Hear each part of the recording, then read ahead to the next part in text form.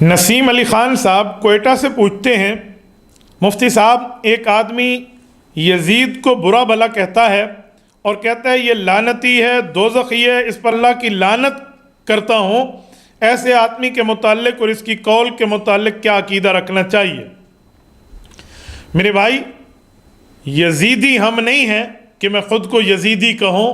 ہم حسینی ہیں۔ ہمارے دل میں محبت حسین رضی اللہ عنہ، امام حسین امام عالی مقام رضی اللہ تعالیٰ عنہ کی محبت موجزن ہے۔ ہم نے یزید سے کوئی واسطہ نہیں رکھا، ہمارا واسطہ حضرت حسین سے ہے۔ مولانا رشید احمد گنگوہی رحمہ اللہ فرماتے ہیں بسبب قتل کے فاسق ہے، تو یزید حضرت امام حسین رضی اللہ عنہ کے قتل کا بدلہ نہ لے کر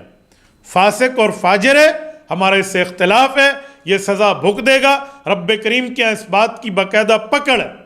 آپ نے یہ نواز رسول کے خون کو یوں رائے گاہ جانے دیا، لیکن کافر کوئی ہو تو اس کافر پہ لعنت جائز ہے، لعنت کی جا سکتی ہے، لیکن اس طرح بہت بڑا جرم کرنے سے کفر کا کوئی تعلق یوں نہیں ہے کہ کفر تو بندہ عقیدے سے ہوتا ہے،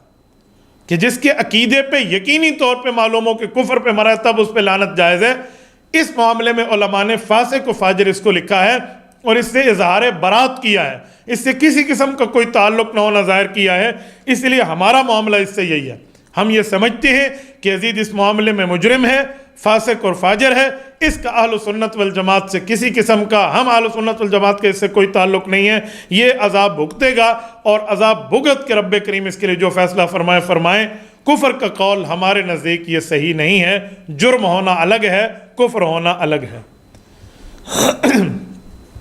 اور یہاں میں ایک جملہ یہ بھی کہہ دوں کہ اگر کفر کی بات ہے تو اس طرح کفر کے فتوے اہل بیت سے یزید کے اوپر نہیں ہیں۔ میں کوئی یزید کے وکیل بھی نہیں، لیکن حضرت امام عالی مقام امام زین العابدین رحمہ اللہ، انہوں نے یزید پر کفر کا فتویٰ نہیں دیا، باوجود ہے کہ وہ غازی کربلا ہیں اور حضرت امام حسین رضی اللہ تعالیٰ عنہ کے فرزند ارجمند ہیں، حضرت علی المرتضیٰ کے پوتے ہیں، اہل بیت کے سردار ہیں، تو انہوں نے کفر کا فتویٰ تو نہیں دیا۔ تو آپ ترتیب زین العابدین کو سامنے رکھیے تو اس معاملے میں معاملہ واضح ہو جاتا ہے۔ ظلم ہے، تشدد ہے، بربریت ہے، بے ایمانی ہے، یہ اپنی جگہ، لیکن کسی کو کافر ڈکلیئر کر دینا، اس کے عقیدے کے لیے دلائل چاہیے، اس کی دلیل مطلوب ہے، کوئی اس کے کفر